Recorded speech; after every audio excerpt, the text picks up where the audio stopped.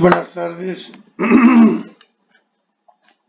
Para terminar con la materia, vamos a concluir con un seminario sobre el razonamiento cuántico, difícil, probablemente un poco largo, pero que os va a dar una visión general de cómo se razona en computación cuántica. Este tema me parece que es crucial en la formación de un ingeniero informático en los tiempos que corren, puesto que la computación cuántica, como ya os he dicho varias veces, está ahí.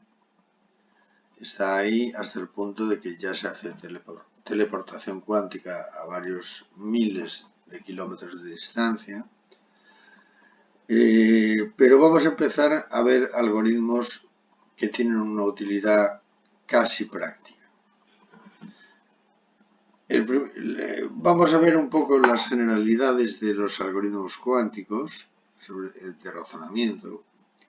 Un algoritmo cuántico se puede definir como un algoritmo que se ejecuta en un modelo realista de computación cuántica. En el análisis de los algoritmos cuánticos es habitual comparar la cota superior asintótica con el mejor algoritmo clásico conocido. De forma que, si el problema está resuelto, se hace con el mejor algoritmo clásico posible. Es decir, que los algoritmos cuánticos pueden resolver problemas y los algoritmos clásicos no pueden resolverlos. Hay varios algoritmos que son de interés, pero yo me voy a centrar únicamente en dos.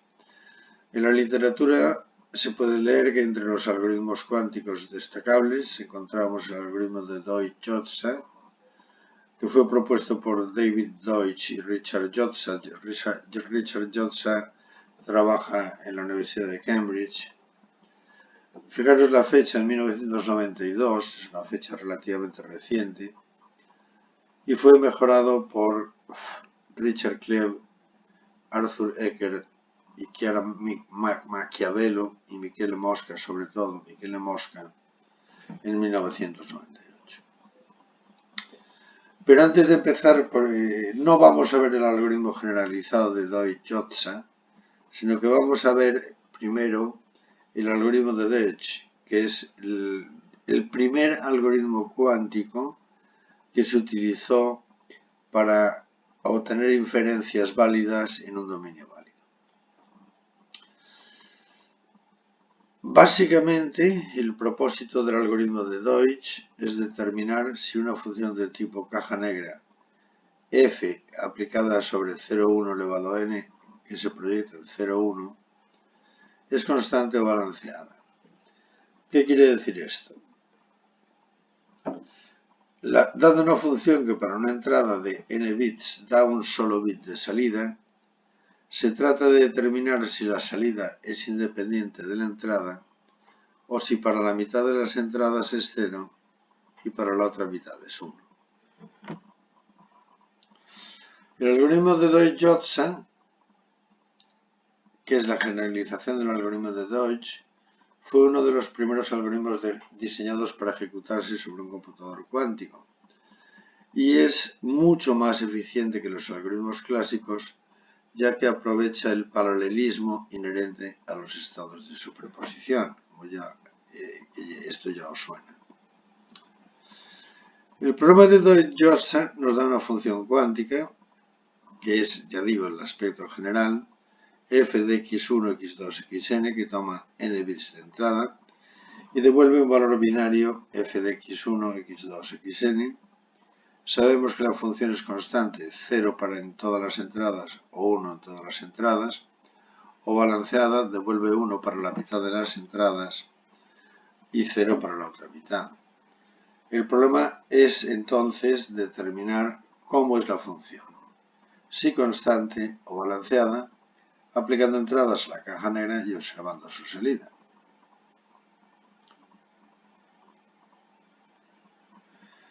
Entonces, una vez establecido la definición del algoritmo de Deutsch-Johnson, vamos a analizar primero la versión del algoritmo para una función f de x de una sola entrada. Es suficientemente complejo como para montaros un lío en la cabeza, pero es muy interesante. Se llama el problema de la cara cruz. Ya veréis por qué. Primero trataremos el problema desde una perspectiva clásica y luego haremos un planteamiento cuántico del mismo. Desde un punto de vista clásico, existen 4 funciones posibles que satisfacen los requisitos del problema. Por ejemplo,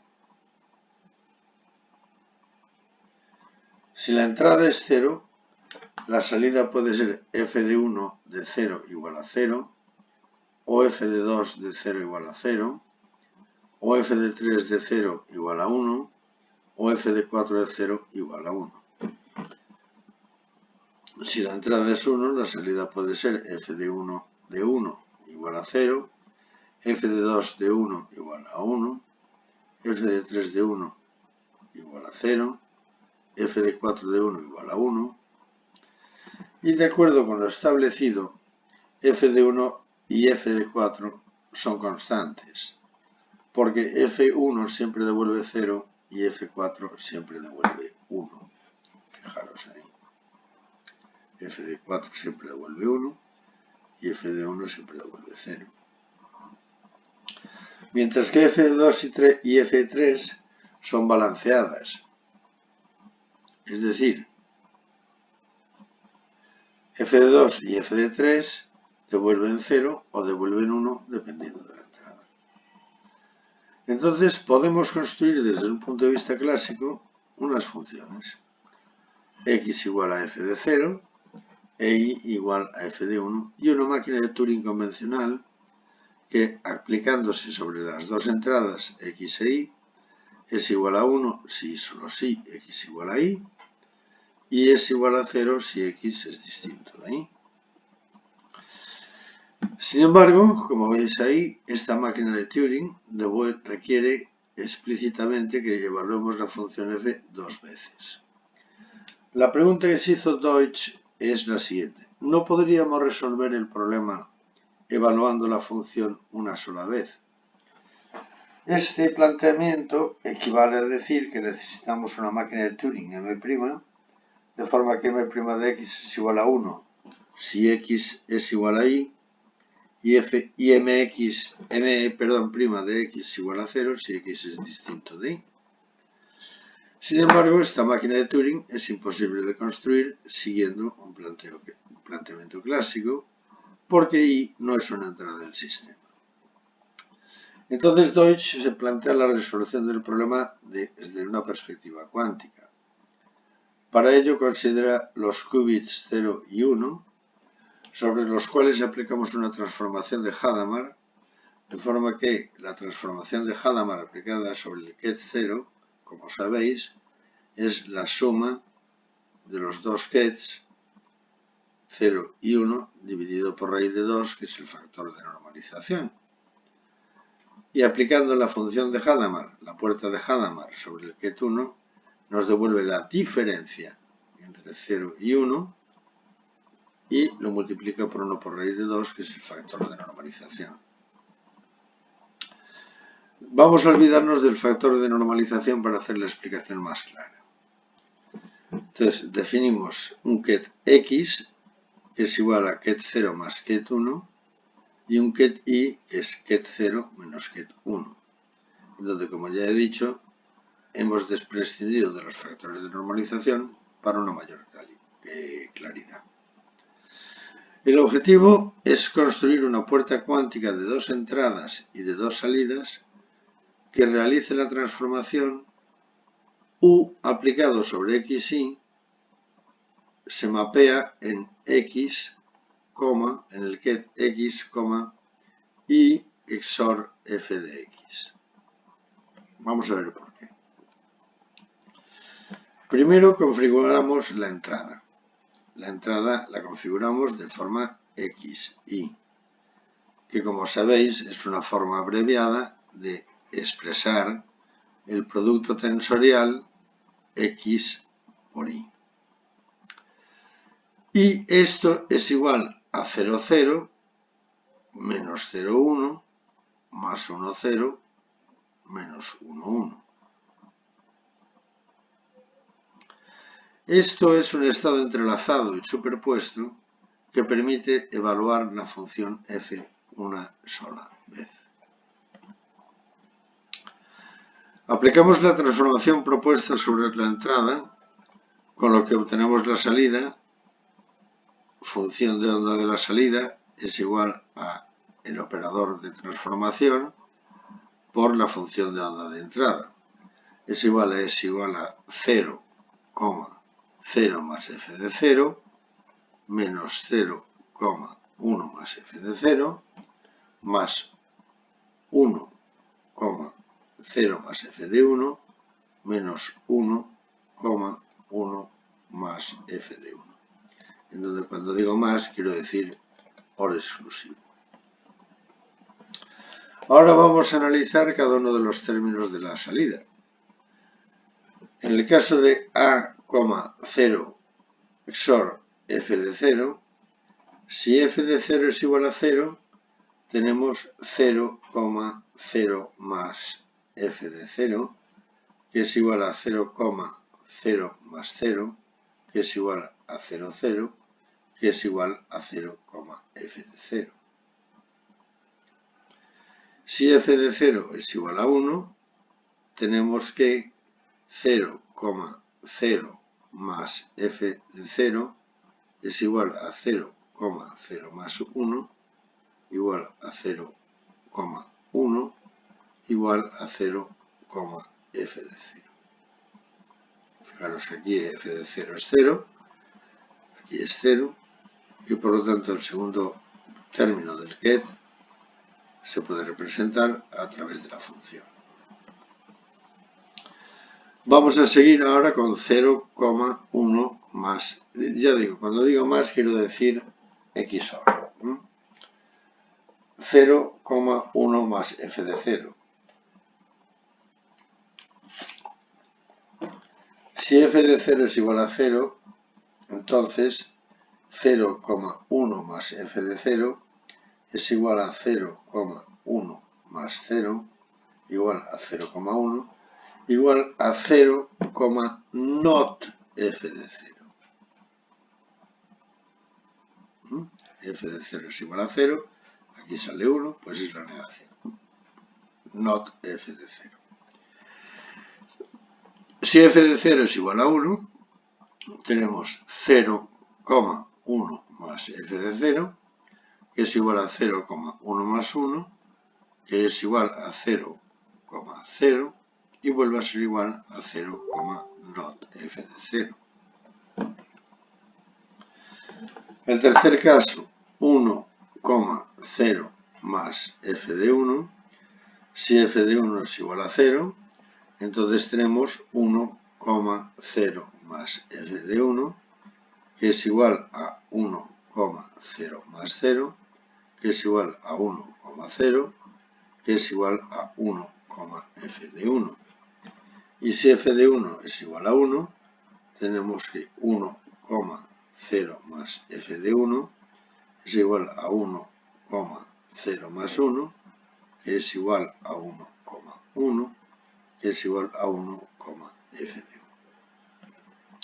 1. Por último, si tenemos 1,1 más f de 1, si f de 1 es igual a 0, tenemos 1,1 más f de 1, que es igual a 1,1 más 0, igual a 1,1, igual a 1, not f de 1. Y si f de 1 es igual a 1, tenemos que 1,1 más f de 1 es igual a 1,1 más 1, que es igual a 1,0, y es igual a 1, not f de 1. Bien, de este modo, si aplicamos la función de transformación sobre la función de entrada, u de 0, 0 menos 0, 1 más 1, 0 menos 1, 1 es igual a 0,0 más f de 0 menos 0,1 más f de 0 más 1,0 más f de 1 menos 1,1 más f de 1. O lo que es lo mismo, es igual a 0, f de 0 menos 0, not f de 0 más 1, f de 1 menos 1, not f de 1. Y esto es igual, sacando factores comunes, al ket 0, producto tensorial del ket f de 0 menos el ket not f de 0 más el ket 1, producto tensorial del ket f de 1 menos el ket no f de 1. Y esta es la función de onda de salida. Aparentemente no hemos hecho gran cosa. Fijaros bien que tenemos que seguir evaluando f de 0 y f de 1. Pero recordemos que si f es constante, f de 0 es igual a f de 1. Por lo tanto, tenemos que la función de onda de salida es igual al ket 0 por el producto tensorial de f de 0 menos not f de 0, más 1 producto tensorial de f de 1 menos not f de 1. O lo que es igual a ket de 0, producto tensorial de f de 0 menos not f de 0, más 1 producto tensorial de f de 0 menos f de 0, igual a ket de 0 más ket de 1, producto tensorial de ket f de 0 menos ket de not f de 0. Lo único que hemos hecho ha sido sacar factor común, ket de f de 0 menos ket de not f de 0. Pero si f es balanceada, entonces f de 0 es igual a not f de 1. Y entonces tenemos que el desarrollo es exactamente el mismo. Y tenemos ket de 0, producto tensorial de f de 0 menos not f de 0, más 1 por f de 1 menos producto tensorial de f de 1 menos not f de 1, que es igual a 0 más 0 tensorial f de 0 menos not f de 0 más 1 por not f de 0 menos f de 0. O lo que es lo mismo, cambiando el signo de la expresión, será igual a ket de 0 producto tensorial de f de 0 menos ket de not f de 0 menos ket de 1 tensorial ket de f de 0 menos ket de not f de 0. Y sacando otra vez factor común, tenemos que ket de 0 menos ket de 1, producto tensorial de ket de f de 0 menos ket de not f de 0. Es decir, que con solamente evaluar f de 0 podemos saber si la función es constante o balanceada. Para ello, lo que tenemos que hacer es medir el primer qubit del estado de salida sobre la base 0 más 1, 0 menos 1, es decir, la base canónica pero girada. Deja de ser canónica, pero es una base como otra cualquiera. Si después de medir obtenemos ket de 0 más ket de 1, la función es constante. Y si obtenemos ket de 0 menos ket de 1, la función es balanceada. Por lo tanto, con una única medida, somos capaces de averiguar si el procedimiento es constante o balanceado. Una forma de implementar este algoritmo es a través del circuito cuántico de la figura, en donde introducimos un ket 0 por la línea cuántica superior, un ket 1 por la línea cuántica inferior, los hacemos atravesar por sendas puertas de Hadamard. Aquí actúa la función de transformación y luego una nueva puerta de Hadamard en la primera línea de computación. Y este es el circuito cuántico para el algoritmo de Dodge. Es importante darse cuenta que las puertas de Hadamard H son importantes para el desarrollo de algoritmos cuánticos en general y en particular para el algoritmo de Deutsch. Es muy importante también recordar que como puerta reversible, la aplicación en serie de H, la puerta de Hadamard, sobre un estado inicial nos devuelve el estado, sobre un estado cualquiera nos devuelve el estado inicial. Es decir, el producto de H por H es igual a la identidad. Sin embargo, su aplicación en paralelo, como es en este caso, nos genera el producto de dos estados superpuestos. Por ejemplo, H por H de 1 por 1 es igual a H de 1 por H de 1, igual a 1 raíz de 2 por 0 menos 1, por 1 por raíz de 2 de 0 menos 1, o lo que es igual a 1 medio de 0, 0 menos 0, 1 más 1, 0 menos 1.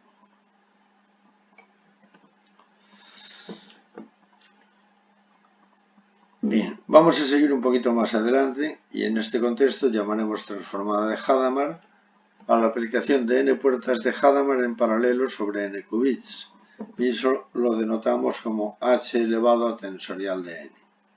Por ejemplo, h tensorial de 3 sobre 0, 0, 0 habrá que interpretarlo como h tensorial h sobre el qubit 0, 0, 0. Que es igual a h de 0 por h de 0 por h de 0, que es igual a 1 partido por raíz de 2 de 0 más 1, igual por 0 más 1 por 1 raíz de 2 por 0 más 1 y otra vez por 1 raíz de 2 por 0 menos 1. O lo que es lo mismo es igual a 1 partido por la raíz de 2 elevado al cubo de 0, 0, 0 más 0, 0, 1 más 0, 1, 0, más 0, 1, 1, más 1, 0, 0, más 1, 0, 1, más 1, 1, 0 y más 1, 1, 1. En general, y vamos a ahora pensar un poco, si ket x es un estado tal que x es igual a 0, desde 0 hasta 2 elevado a n menos 1, la aplicación de h tensorial elevado a tensorial de n sobre un estado con n entradas 0 se puede representar de la forma siguiente. H elevado a tensorial de n por el ket de 0 elevado a tensorial de n es igual a 1 partido por raíz de 2 elevado a n por la suma desde x igual a 0 a 2 elevado a n menos 1 del ket x. De acuerdo con este planteamiento, si nos fijamos en la figura anterior, los bloques H son puertas de Hadamard, cuya operación, como sabemos, es cuando aplican sobre el ket 0, dan 0 más 1 partido por raíz de 2, y cuando aplican sobre el ket 1, dan 0 menos 1 partido por raíz de 2. Por otra parte, ya sabemos que el bloque U, como lo hemos definido, realiza la transformación U de xi es igual a xi, i sub i XOR f de x sub i, donde x sub i e y sub i pertenecen a 0 o 1. En el algoritmo que describiremos a continuación, que es el mismo que el de Deutsch, es el de Deutsch, el original de Deutsch, haremos que la entrada x sub i esté en un estado superpuesto a través de las puertas de Hadamard. Si os acordáis de la figura, el procedimiento será h por identidad. Vamos a verlo. H por identidad.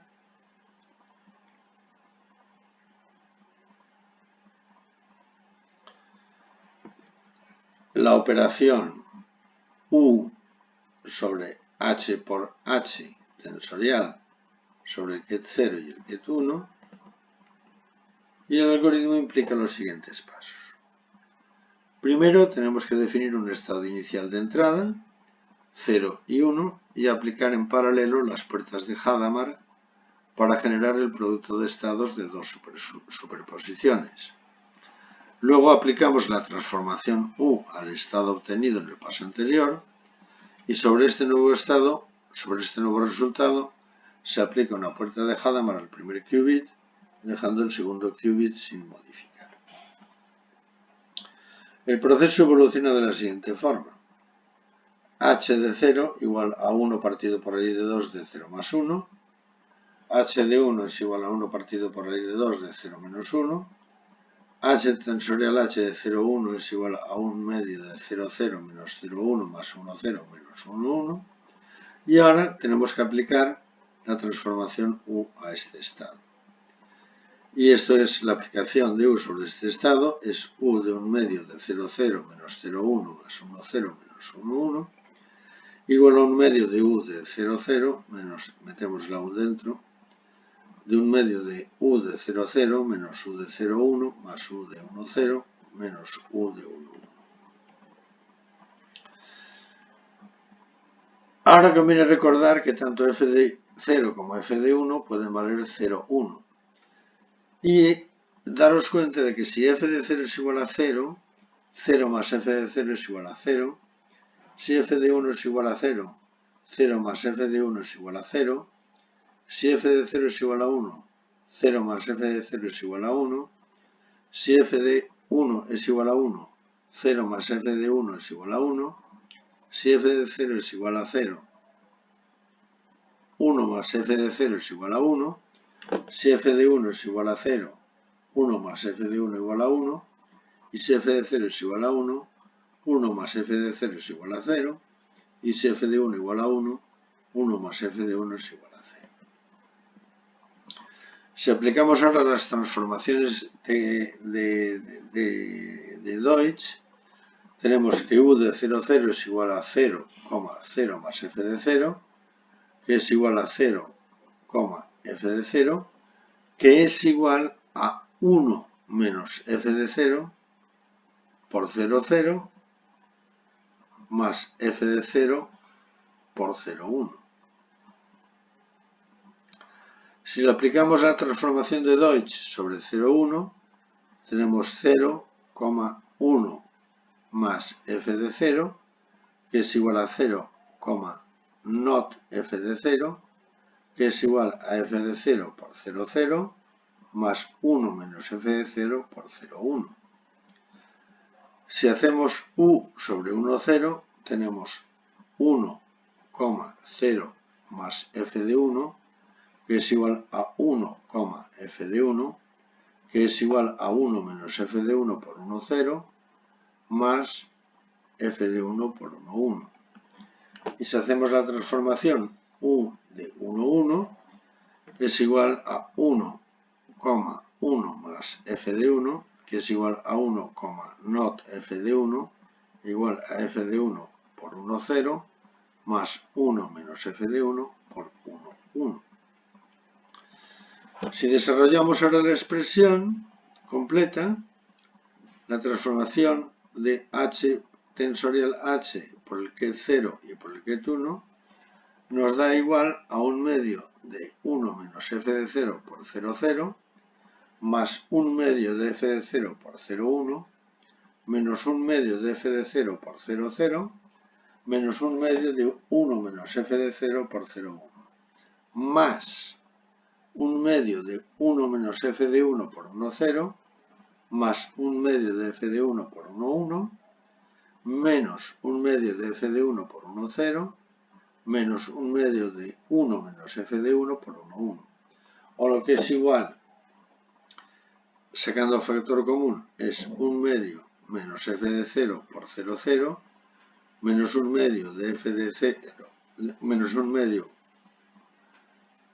menos f de 0 por 0, 1, más 1 medio menos f de 1 por 1, 0, menos 1 medio menos f de 1 por 1, 1. Y separando los términos, la expresión se puede representar como 1 medio menos f de 0 por 0, por el ket 0 menos 1, más 1 medio de f de 1 por 1 por 0 menos 1. Separando ahora otra vez los términos, tenemos aquí 0 menos 1 y 0 menos 1, y esto se convierte en 1 medio menos f de 0 por ket 0, más 1 medio de más 1 medio menos f de 1 por ket de 1, multiplicado todo por ket 0 menos ket 1. Bien, recordemos ahora que la función de salida era igual a la puerta de Hadamard por la identidad por la transformación de h tensorial a h por 0,1 y esto nos daba h por i por la función de salida. Esto lo que quiere decir es que realizamos una transformación de Hadamard sobre el primer qubit de φ' y dejamos el segundo bit sin modificar.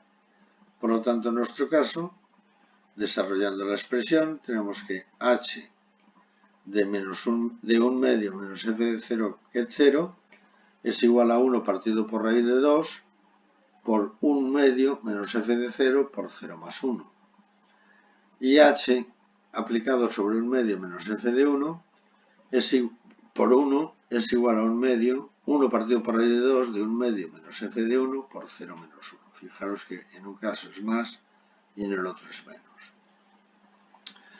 Si aplicamos ahora el producto de h por i, tenemos 1 medio de f de 0, 1 medio menos f de 0 por 0 más 1, más 1 medio menos f de 1 por 0 menos 1, y todo ello multiplicado por 0 menos 1. Es decir, que tenemos 1 medio de 0 más 1 medio de 1 menos f de 0 por 0 menos f de 0 por 1, más 1 medio de 0 menos 1 medio de 1 menos f de 1 por 0 más f de 1 por 1, y todo ello multiplicado por 0 menos 1 partido por raíz de 2. Desarrollando un paso más, tenemos que esta expresión equivale a 1 menos f de 0 menos f de 1 por ket 0 más f de 1 menos f de 0 por ket 1, y todo ello multiplicado por 0 menos 1 partido por raíz de 2.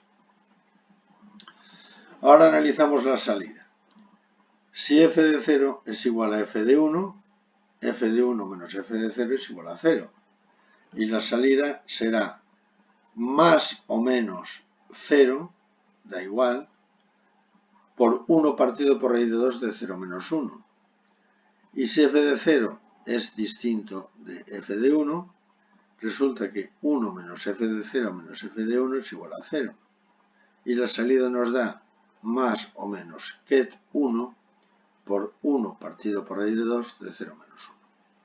Es decir, que midiendo ahora el primer qubit, si nos da 0, tenemos una función constante, y si nos da 1, tenemos una función balanceada. Por lo tanto, con el dispositivo anterior y el algoritmo diseñado, si al medir el primer qubit obtenemos el valor 0, la función es constante, y si obtenemos un 1, la función es balanceada, con una sola medida. Por eso este algoritmo se le llama el algoritmo de la moneda de Caro-Cruz. La computación cuántica, como resumen de esto, nos permite resolver el problema de Deutsch, ya que es capaz de evaluar simultáneamente f de 0 y f de 1. Esto es posible por el paralelismo cuántico, que puede ser descrito convenientemente generalizando el problema de Deutsch, y es la base del algoritmo general de Deutsch-Jozsa que ya enunciamos al principio. Vamos a ver ahora otro algoritmo cuántico que se llama el algoritmo de las funciones periódicas de Simon. En realidad es una transformada cuántica de Fourier, que combina dos aspectos, clásico y cuántico. El problema es encontrar patrones en funciones. Y el procedimiento, como ya he dicho, combina métodos cuánticos y métodos clásicos. Por ejemplo, sea alfa una función que actúa sobre 0,1 elevado a n y lo mapea en 0,1 elevado a n.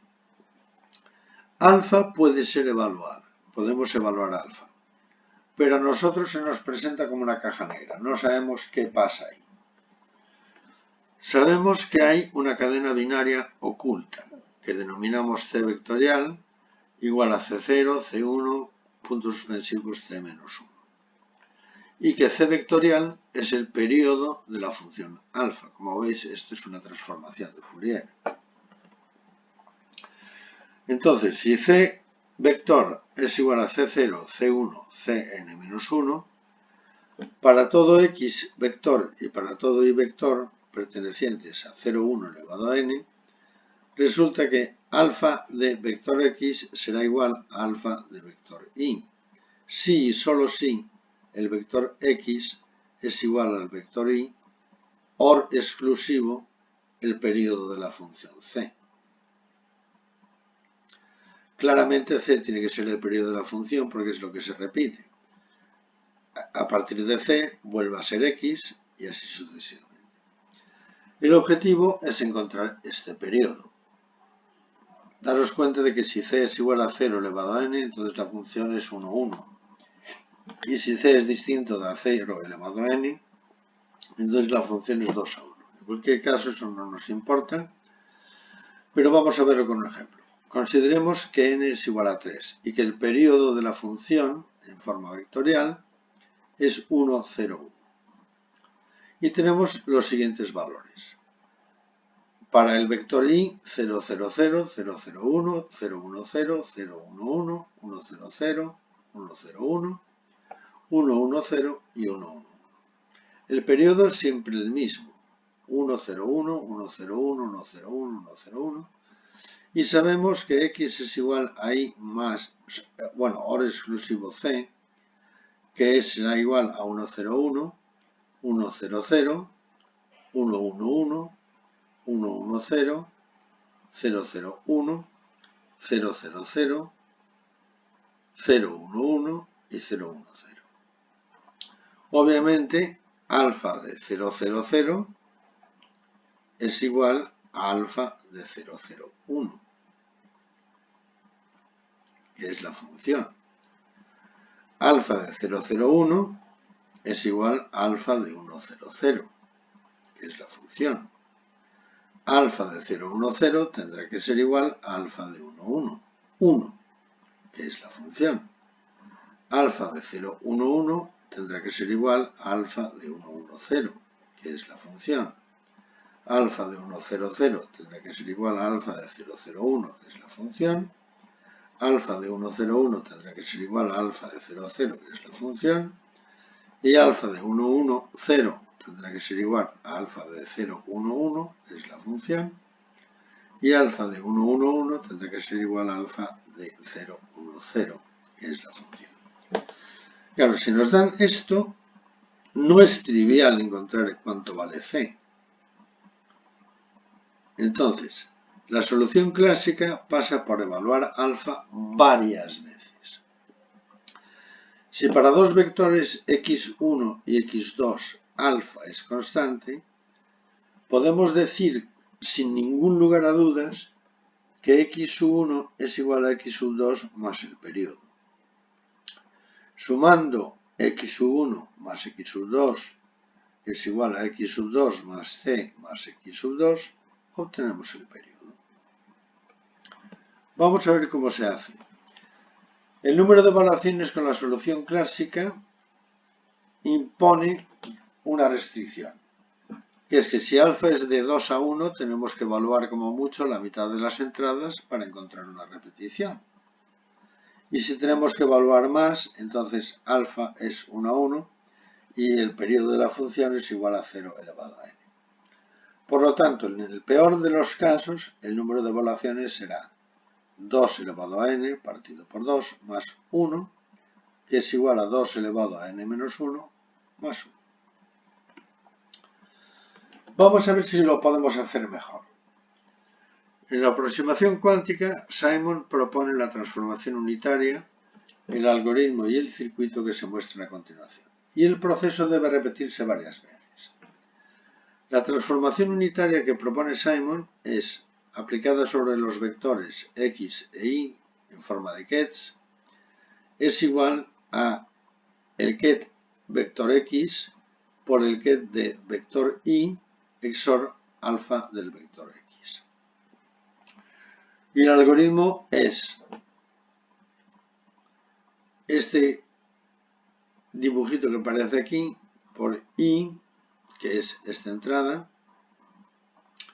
por H elevado al tensorial de n por I, porque aquí no hay ninguna puerta, por US de H elevado al tensorial de n por I, H elevado al tensorial de n por I, por 0, 0, que son las entradas originales. Y medimos la línea superior. ¿Cómo evoluciona el algoritmo? El primer paso es 0, 0.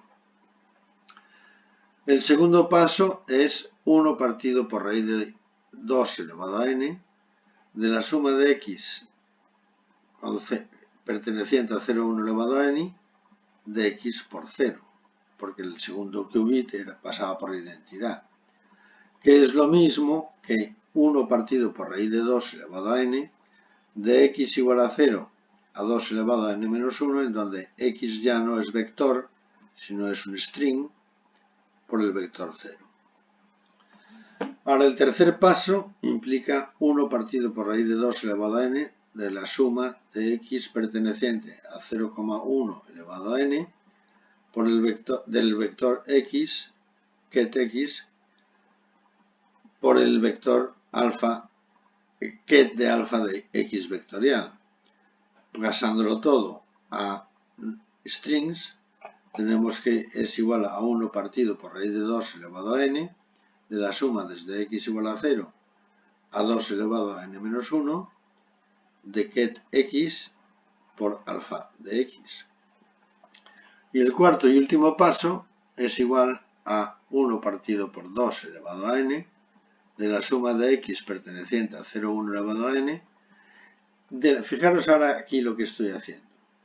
Estoy introduciendo una tercera variable, que es el vector z, perteneciente a 0, 1 elevado a n. Y esto es un truco muy utilizado en computación cuántica. Menos 1 elevado al producto escalar de z por x, de zx, por el vector z y por alfa de x, que es igual a 1, esto es vectorial, ahora lo pasamos a números, a strings, que es igual a 1 partido por raíz de 2 elevado a n, de la suma de x igual a 0 hasta 2 elevado a n menos 1, de la suma de z igual a 0 de 2 elevado a n menos 1, de menos 1 por el producto elevado al producto escalar de x por z, de z string por alfa x string. Bien, seguimos con el ejemplo para verlo un poquito más claro. N es igual a 3 implica que tenemos 0, 0, 0, 0, 0, 1, 0, 1, 0, 0, 1, 1, 1, 0, 0, 1, 0, 1, 1, 1, 0 y 1, 1, que son en string esto y en decimal esto. Sabéis que a mí me gusta simplificar con lo decimal. Entonces tenemos 0, 1, 2, 3, 4, 5, 6 y 7 y 0, 1, 2, 3, 4, 5, 6 y 7. El cruce de 0, 0 con 0, 0 nos da 0. Todos los cruces con 0 nos dan 0. El cruce de 1, 0, 0, 1 con 0, 0, 1 nos da 1. El cruce de 2 de 0, 1, 0 con 0, 0, 1 nos da 0. De acuerdo con el criterio que aparece aquí. Al evaluar la función alfa sobre 0 nos da 4. Al evaluar la función alfa sobre 1 nos da 1. Al evaluar la función alfa sobre 2 nos da 5. Al evaluar la función alfa sobre 3, recordar que alfa se podía evaluar. Lo que no nos decía claramente es cuál era el periodo. Alfa de 3 es igual a 7, alfa de 4 es igual a 1, alfa de 5 es igual a 4, alfa de 6 es igual a 7 y alfa de 7 es igual a 5. Ahora vamos a verlo con esta nomenclatura que os he introducido yo. El primer paso implica introducir los vectores 0, 0. El segundo paso implica expresarlo en forma de número. Y aquí, si lo hacemos explícitamente, en el segundo paso tenemos 1 por raíz de 8, que es igual a 2 elevado a 3, de 0 más 1 más 2 más 3 más 4 más 5 más 6 y más 7, que es el valor de x, por el vector 0. El tercer paso, que era el paso en donde utilizábamos la suma, es sobre el vector x y sobre el vector alfa de x. Pero lo expresamos en forma no de vector, sino de string.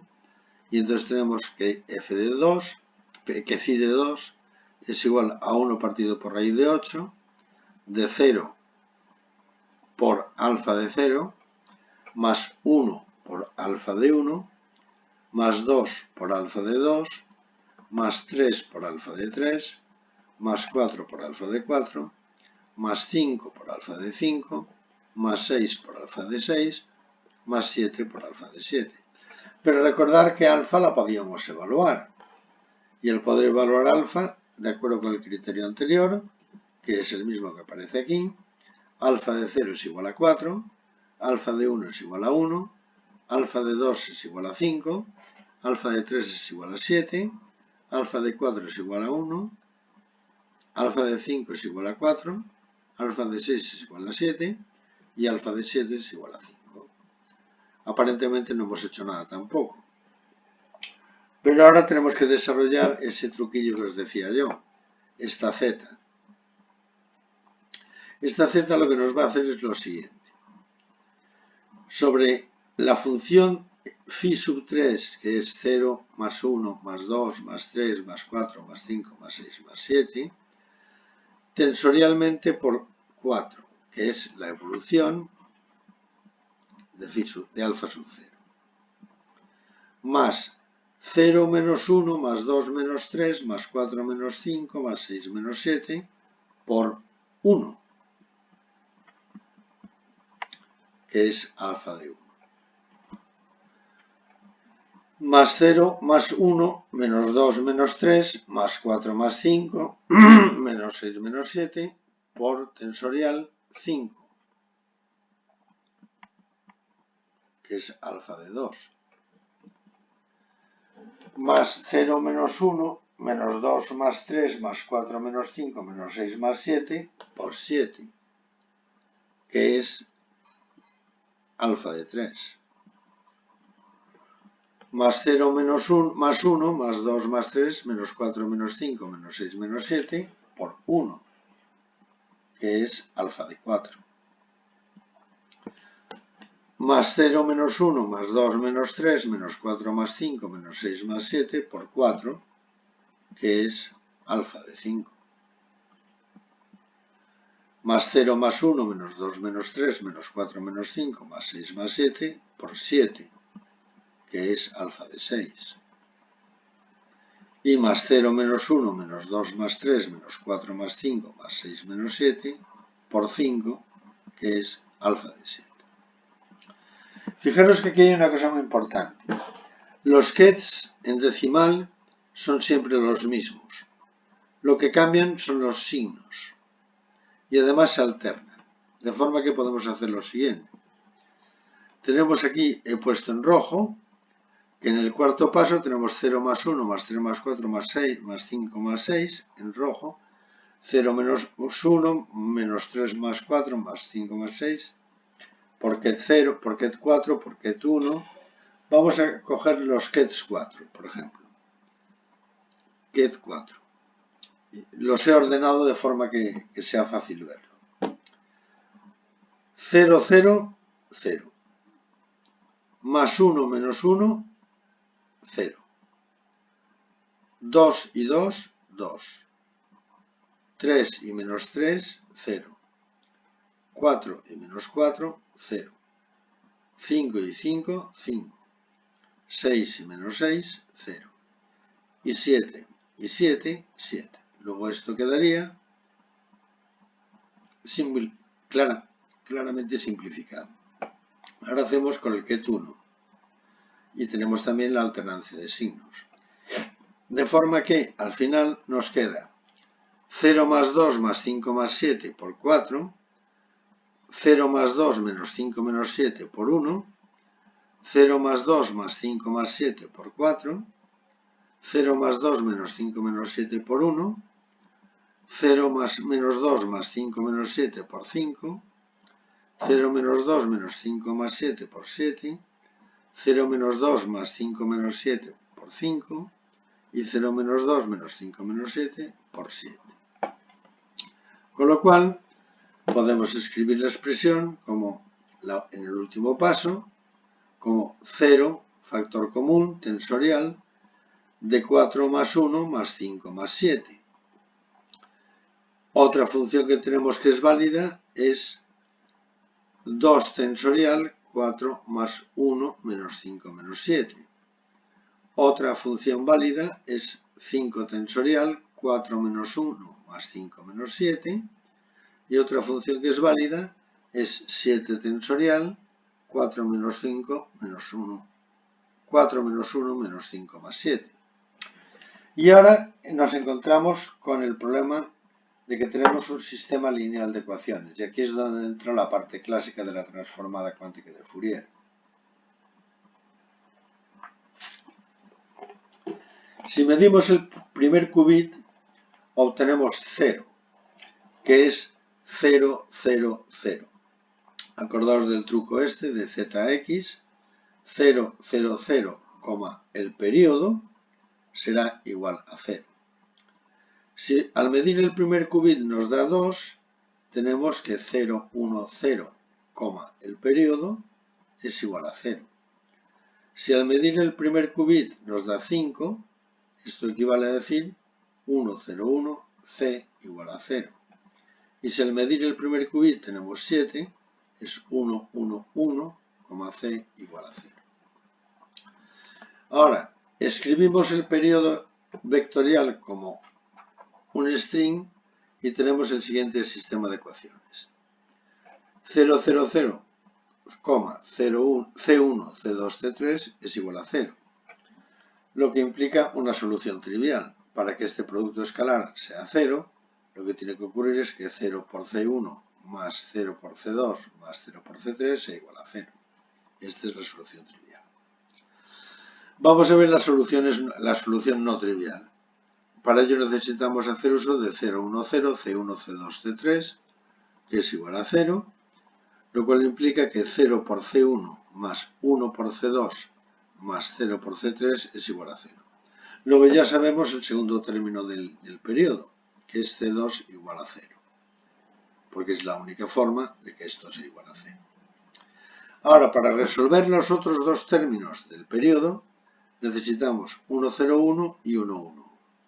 Por una parte, 1, 0, 1, C1, C2, C3 es igual a 0.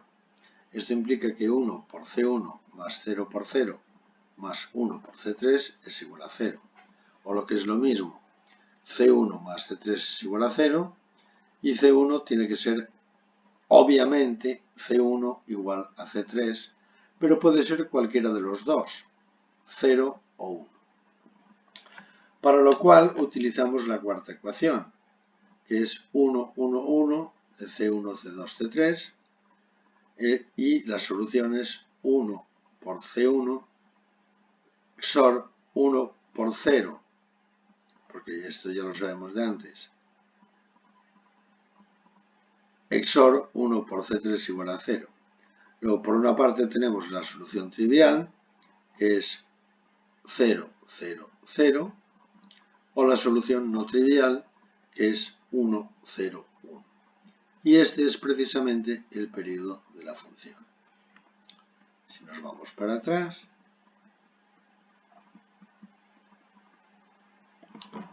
(1, 0, 1) era el periodo de la función.